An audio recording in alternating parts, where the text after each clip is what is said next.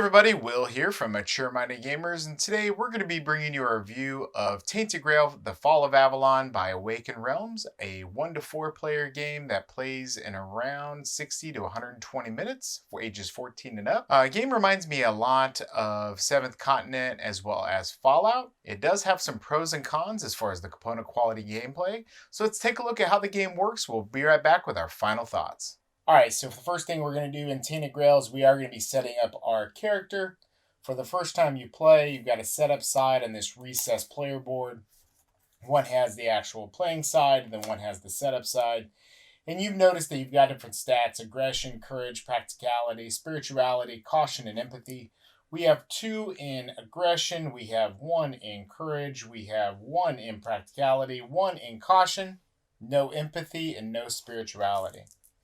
Then what you're going to do is you're going to notice that starting resources, you have 3 food, 1 health. And again, I love this that it's recessed, so as you move these around, they're not going, you really know where they go, which is fantastic. Then you notice these different stats here. You've got energy, health, and terror. So you're going to be looking for the chevrons inside the energy and then the one inside of terror.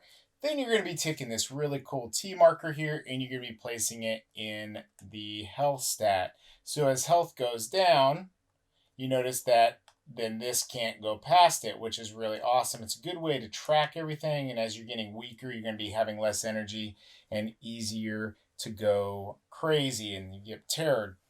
Then you're going to set up your starting deck, and you have 2 decks you're going to set up. You're going to set up a combat and a diplomacy deck.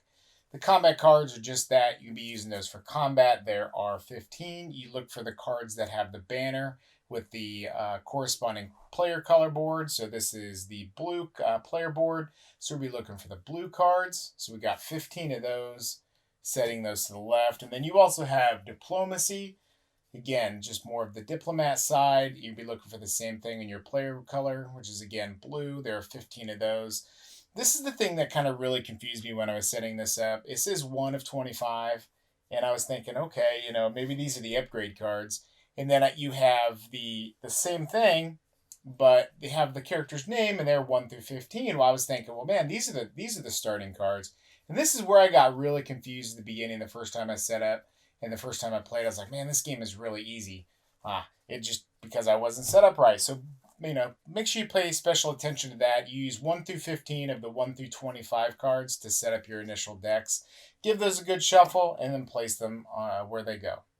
Now, there are a couple different characters to choose from in Tainted Grail. You have Maggot. You have Eli, however you say that. Ave. And of course, the one that we used was Boar. So once you have your character set up on your player mat and everything, what you're going to do is you're then going to flip this over. And each of these boards is a little bit different in the different colors. So for example, when you look at the green board, you notice that the chevron highest spot is a 7. And when you look and compare the two, this blue board actually can go up a little bit higher on health. So make them a little bit different in each of the characters. The other thing that changes for each of the characters is their abilities. So for example, on Bior, you've got a craft skill. You can spend 4 energy to draw 3 random craftable items and pick one, and only in settlements. And then Festering Wound, which is his detriment. You lose 1 health every time you become exhausted. Now, becoming exhausted is when you use your energy and it goes into the red spot down at the bottom. Now, each of the characters, again, have a special unique ability. So on Aleb, you've got Foraging. For 2 energy, you can gain 1 food out of settlements, which is really useful, especially when you're getting hungry, because you do have to eat at the end of every day. You are cursed, though. Activating Menhirs, which are the statues, does cost 1 more magic. So not a good trait to have, especially since the Menhirs are your kind of like the area you're traveling around. You definitely need to stay near them or things are going to go really bad. You got Eli, you hear Healing Her Herbs. You got 2 energy, Restore Health, which could be really awesome to you or another character at the same location, only out of settlements. And then she is Traumatized. You cannot reduce your terror when resting in a location without an active Menhir. So not good either. And then Maggot's ability, 2 energy to gain a magic, up to 4 magic. And he is a recovering addict. So when dreaming, toss a dial. Skull, read the nightmare instead if available. So dreaming is one of those kind of things that is in the book, and it really tells some backstory and some cool things happen in the dreams. You kind of learn more about what's going on and what happened. So let's not forget the very awesome looking miniatures that the game does come with. You've got the different characters, very well done as far as like in the sculpts, the design, the art, everything. The art itself on the cards is just absolutely beautiful. We're going to get to looking at some of the cards here in just a second, but I kind of wanted to show you the sculpts of these models. Very, very high detail models. Very high detail. So I'm just going to show you a couple of these. Go. There's so much detail. I mean, these just rival. I mean, I think you even knock GW out of top ranking for models. Very good looking. Very good. All right, and then the menhirs themselves, which are the big statues. I'm going to show you one of those real quick. They are huge.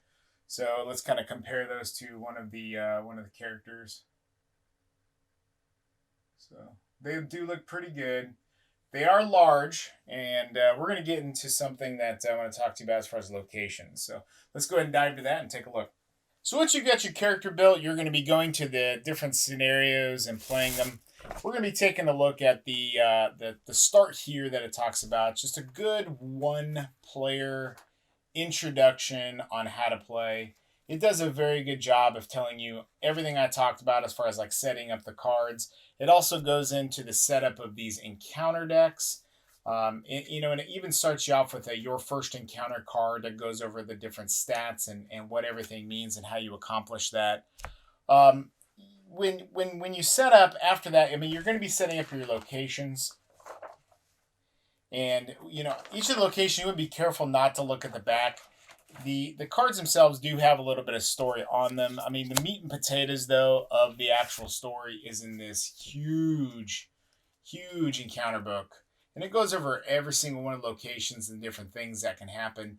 And it also is going to be different depending on what things that you have as far as like what traits you may have acquired. So when you go back to your location, if you have a different trait or a different skill at that time, you may be able to do some different actions of location and change the story a little bit, which kind of makes the game a little bit more replayable than just your single selection action, which is pretty cool. Because, too many of these games you play it once and you're not going to have another time to, really anything to do. Once you've got that set up, you're going to be playing the menhir out. Then you're going to be taking one of the coins, the little dials. Now, another downside that I have as far as the components to this, and I guess, be honest with you, one of the only really downsides that I have is you've got these coins. Now, the ones that I have are metal, and there are the plastic ones that are the base game. They have the little numbers on them, 1 through 8. And as you turn the dial is going to be dependent on how many days you have left with that menhir being active. Well, so if you look here, there's 7, 6. Let me see if I can get that in shot. 5, 4. And can you already tell how hard that is to read? 2, 1. I mean, imagine this being down here on the table and taking up so much real estate on the card itself. So you're like, I need to look at that card. So you got to move. Oh, that dial fell out. What number was it on? We had some difficulties. We ended up just using some D8s on this. Change some of the dynamics, but it made the game less aesthetically pleasing because you don't have these giant statues out there. But it served its purpose. Now I don't want to spoil too much when it gets into this, but we kind of look at the first location here. You can spend some energy to do different actions. It talks about the different things that are at the location. It talks about which cards are going to be adjacent. So if we got 102 above it. So if we look at the card that was above it, we've got the Hunter's Grove. And if you go to the Hunter's Grove, then you're going to reveal card 107, 106, 113. It tells you where you came from. But on the back of the card, you've got some different things that can happen. Different story elements, different pages you may reference.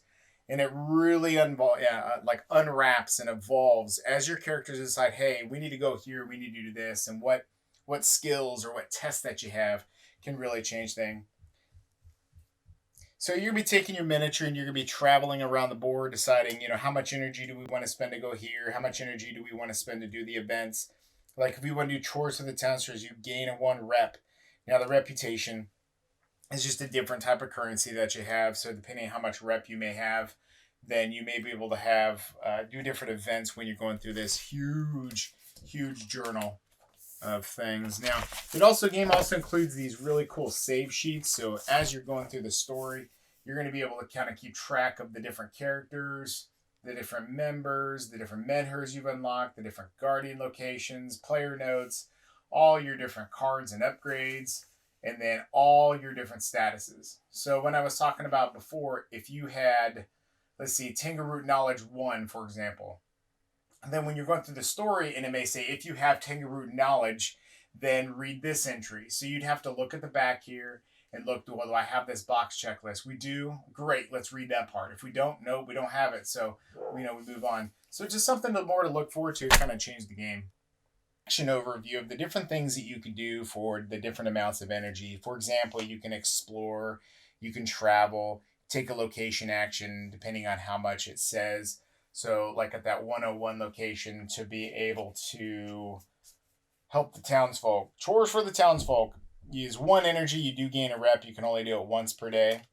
But if you were at this location, for example, which is right next to it, you wanted to, at the Hunter's Grove, you wanted to gather food. Well, it's going to take 2 energy to do that. You'd gain 2 food and then draw a green encounter. We're getting encounters in just a second, but let's go over the other axes you could take. So in inspecting a menhir, you may perform this only in locations with the menhir icon. So the menhir icon, again, is on the card. So we look at the 101, has the menhir icon right here. So after inspecting menhir, you may immediately try to activate it. The cost and requirements are listed on the back of the location card and the exploration journal of the location. So we don't want to go into too many spoilers as far as that, but there are different requirements for activating the menhirs, and basically they keep all the shroud away. And that's where you're going to be able to live and move around and not get killed. Character secret item actions. So if you have different character skills, you have secret items or actions you can take, and then you can also spend no energy to pass. So it basically would end your day. All right, so let's go over the order of the day now. Start of the day, you're going to remove the expired menhirs and discard locations that are out of the menhir range. And again, the menhir range is the surrounding locations, including the location the menhir is on. You're going to reduce all time and menhir dials by removing time tokens. Reveal the next event card, which events are what kind of keep track of how the story is progressing. Moving guardians. Guardians are going to be roaming beasts that are around. Now, there is a Kickstarter, part of the Kickstarter package that did come with the Monsters of Avalon, which has some 3D miniatures as well. You're going to pick active item and secret cards. And then after that, after you selected everything, you're going to be starting your day. And then until everyone runs out of energy or passes, players will perform 1 action each in any order. So you basically, I'm going to do an action, you're going to do an action. I'm going to do an action, you're going to do an action. Now, it doesn't matter as far as you don't have to go around like in a certain circle. Like I can say, hey, I'm going to do an action first. Then you do you'll take first action next turn or next day. End of the day, rest. You consume a food and restore 1 health and lose 1 terror. If you don't have enough food, drop your energy to 0. If it was already at 0, lose 1 health instead. You have to eat your food. Then restore your energy to full.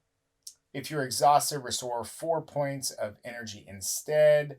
Advanced your character by spending experience. Modify your deck. If you're in a location with a dream icon, read the dream.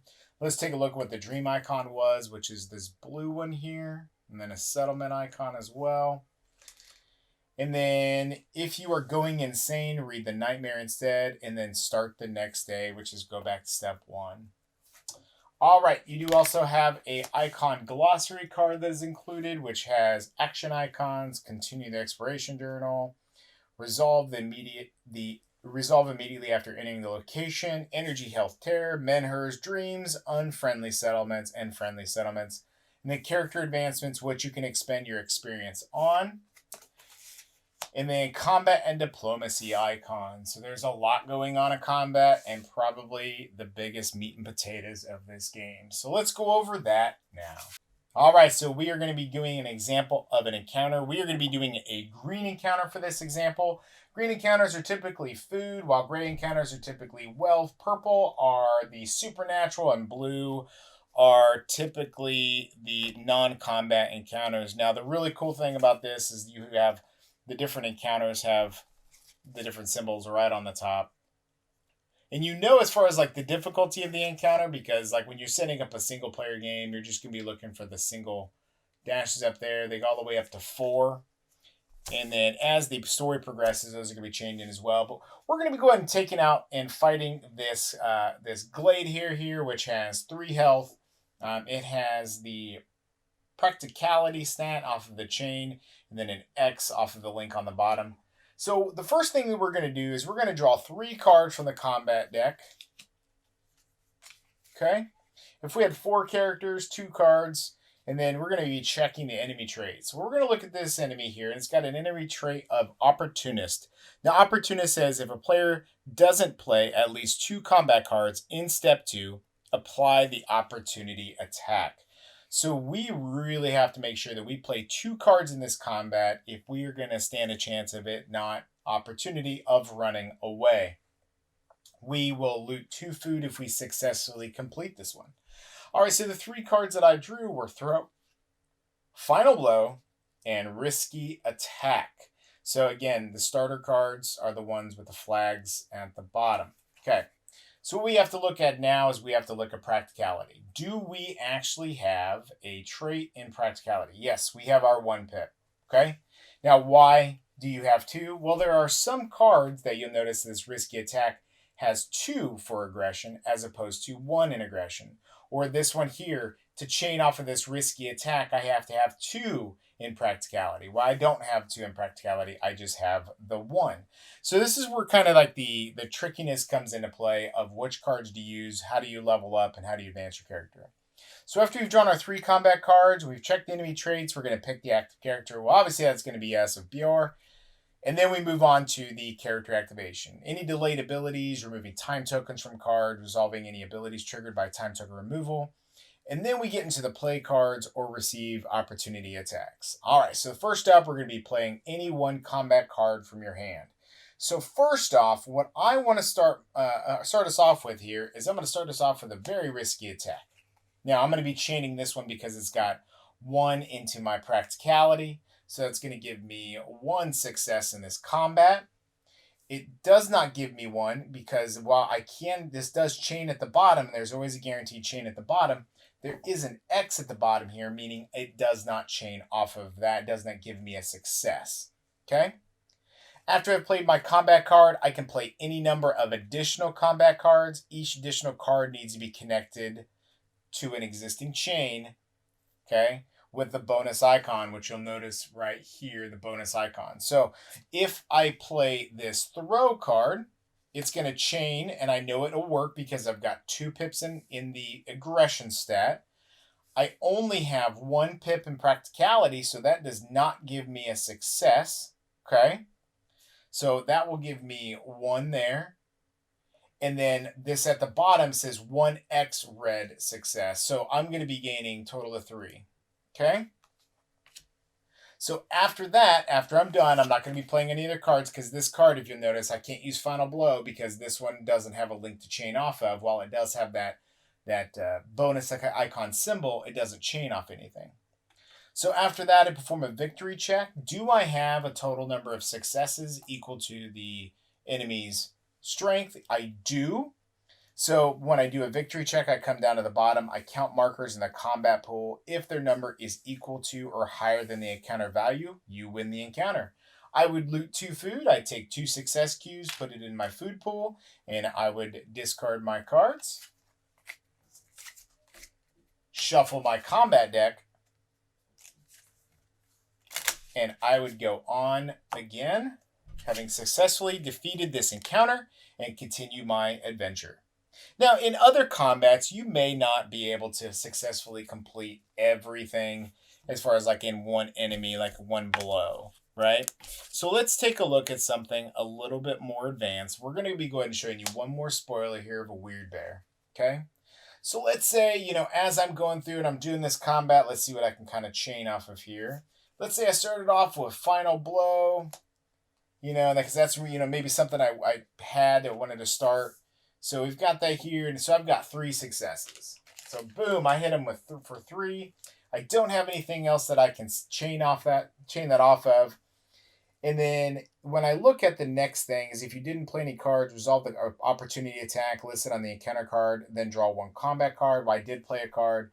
Enemy attack, resolve the attack on the encounter card that matches the number of markers in the combat pool. So knowing there's 3 here. I would look at this chart down here. It would say 3 to 5. It says 2 damage, then lose a success. So I would take 2 pips of health loss. Okay? And then I would lose a success out of my success pool. Well, that's not good. I need more successes. Okay? And diplomacy is very similar. You're going to be having very similar traits. What you're looking for, though, is you're just looking for, instead of specific, like red success cubes, you're just looking to be able to chain a certain number of cards to be able to have a success. And then you have these time markers and things and gaining charges and different abilities on these cards we didn't get into and explain. But I just wanted to kind of give you a brief overview of exactly how the cards link off of each other and then how that works. So you can also like level up your characters too. So when you can expend experience to be able to change out cards in your deck and add cards and things like that. So All right, so that was Tainted Grail Fall of Avalon by Awaken Realms. I love this game. The story is absolutely amazing. The art is fantastic. The miniatures are superb. The minhers are just a little bit big. The dials don't stay inside of them. It's really hard to see them. We ended up just using D10s in our games. It was just a little bit easier to, flip the cards over and not have to worry about where the dial was. The fact that they gave you a whole bunch of those save sheets just adds to the aesthetic. I love how the recessed player boards. I love it. I absolutely love it. The one thing that I can make sure that is read the rule book several times before you jump into it. It can be a little bit confusing as far as like on the setup with the cards, knowing which cards are the starter cards. That took me a minute to kind of figure out and get my hand around it.